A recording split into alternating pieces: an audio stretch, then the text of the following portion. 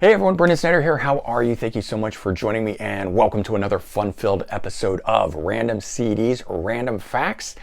And so we are going to go around my music room and I will simply blindfold myself, reach out, pick one, and we're going to discuss it and talk about it. And you'll get some cool, interesting facts and opinions and other things on it. Random thoughts maybe is maybe more the appropriate word there. And so we'll do that a bunch of times and see what we come up with and hopefully have a lot of fun with it. Stick around. If you're new to my channel though and you haven't already click the subscribe button, please do. Also leave comment, hit like, all those things help turn on notifications so you can stay up to date on everything that's going on, and just like this with a new episode of Random CDs, Random Facts. So I'm just going to reposition myself a bit here and then we're going to get started with this. All right, so I'm over in a portion of it that is my heavy metal section, and from here over is heavy metal.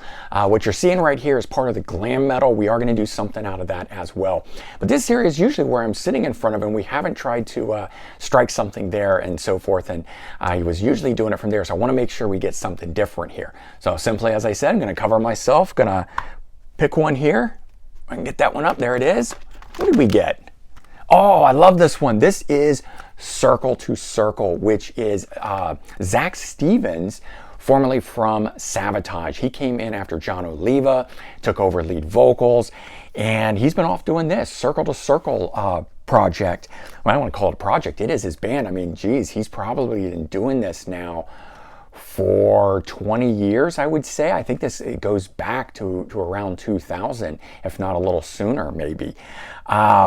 Great stuff. In fact, the early albums by Circle to Circle were written by John Oliva. So if you're looking for more Savatage era stuff, go dig up the first two. In fact, because we're sitting here, let's see if they're not part of this, because I think they are out with my Savatage collection, which I do have a box of separate out, just that stuff. So they're not on the wall here, but this great album is, which incidentally is called Burden of Truth, which is just a great album. It was on the Locomotive label and came out in 2006. So one of the earlier ones, but they've continued to do that. In fact, I'd really like it if Zach Stevens would do that. But he did a side project called Archon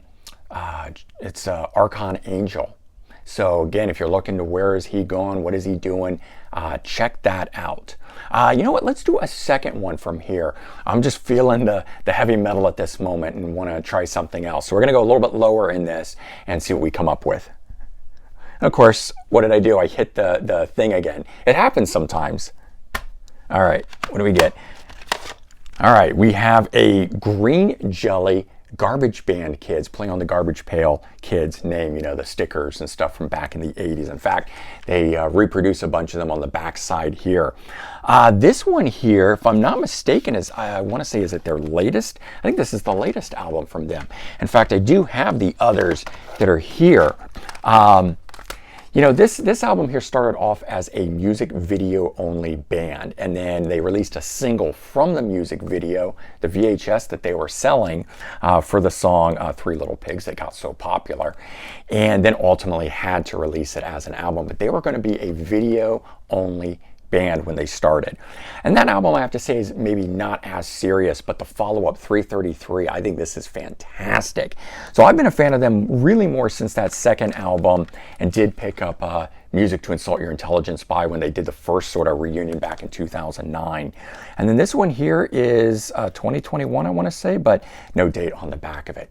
But again, if you like these guys from back in the day, they're still doing it. Weird Al Yankovic appears on here, so very cool stuff. All right, let's reposition here, and well, you know what? I'm just going to kind of slide over and see if I can rotate this a bit, which I can. And so we are moving into the glam metal, which I said we will do. Let's see. I'm going to try to go down a little low on here. No, I guess I can do it back here. You guys will see what I'm doing. So, all right, I'm gonna cover up and we're gonna see what we got. Okay, fantastic. Love, hate, let's eat.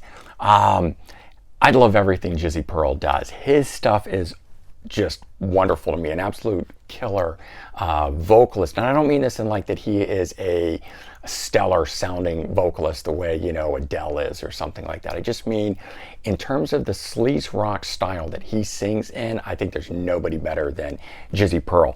And he's been doing it for so long. With Love Hate, he continued it on after nobody. In fact, only original guy left at this point when he made this album here. But he just continued that on. When everything was falling apart, he stayed with glam metal through the 90s into the early 2000s. He joined and fronted LA Guns. He eventually fronted Rat.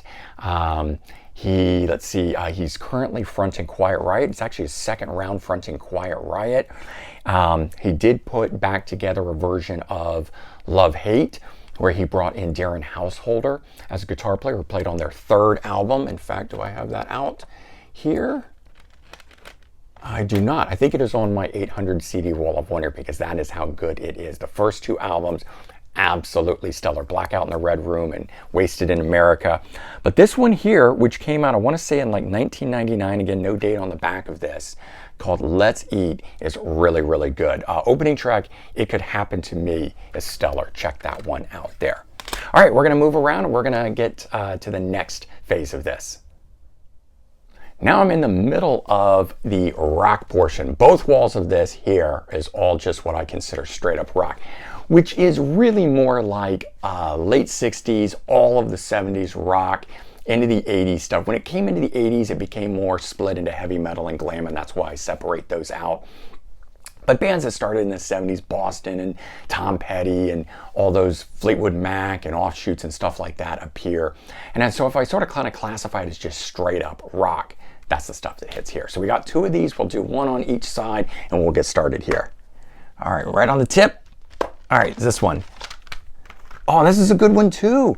Blue Oyster called Secret Treaties. I almost said Secret Tweeties, which would be pretty funny in and of itself. Treaties, Secret Treaties. All right, say that 5 times really fast. Part of what they called their black and white era of the band, which I really like, and it is a different sounding era of it.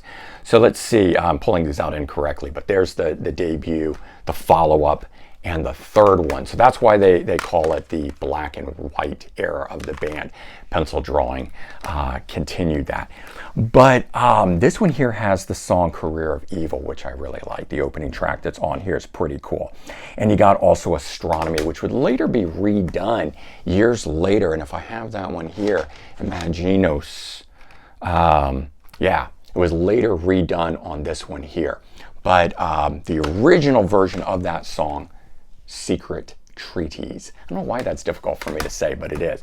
Good album. Blue Oyster called Can't Say Enough About Them. Like I said, early period of them sounds a little bit different than what they morphed into for the 70s, and then they started doing the big stuff, you know, with Godzilla and Burning For You, which incidentally, that album in and of itself is my favorite one, Origin of Fire of Unknown Origin, which again, I think that might be on the 800 CD wall of wonder. If you guys are like, well, what is he talking about with that stuff if you're new? I've got my music room, but I've also got another rack of 800 CDs, and it's kind of the most played stuff, and I keep stuff in there, so it's not always together, and I'm debating, do I put it all back in and then turn that into something else, like maybe that's all glam, but all right, let's do one more. We're going to do it into this wall here. Let me back up just a bit, and we'll see what we get.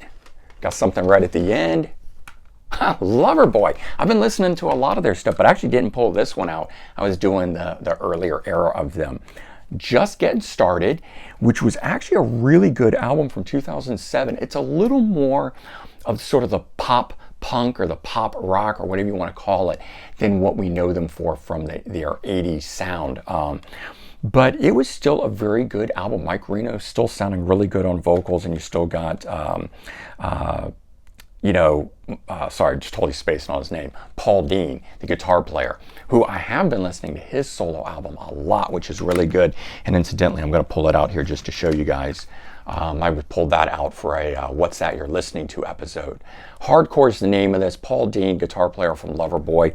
The album came out in '89, and it has a whole bunch of cool guests on it, co-writes and stuff by John Bon Jovi, Richie Sambora, Bryan Adams.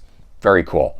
But we're talking about this one here, and so those guys are still together. In fact, a lot of them, Matt Fernante is still here on drums, and I don't know if, I think Kenny Spider is what he goes by, bass player. I don't know how long he was with them. I think they had another bass player for a little while, but he's here, and I want to say he came from Street Heart, and I think actually some of these guys did. I think I was reading recently that Paul Dean started with Street Heart, another Canadian band. This is a Canadian band, and then left and formed Loverboy, and I think that's why Spider has come over to play bass. And of course, then we've got Mike Reno, who is in the Canadian band Moxie, doing their last album before they hung it up after their original singer left, coming together to form Loverboy. So I mean, it's kind of a super group, or kind of become that way in the end, sort of the way Leonard Skinner is with all of its different people that have come in from different places over the years and stuff like that. But there you go. Hopefully you enjoyed that. A bunch of cool random CDs pulled out, and I hope you enjoyed a little bit of history and facts and things that are on it, and my insight on those sort of things, and gives you something to go check out and whatnot. As always, and if you haven't, usually clicking off right at this point, if you stick around to the end of these videos, I do put a photo of the albums so that you can look at them a bit closer, and that plays out on this. So that's going to happen right now.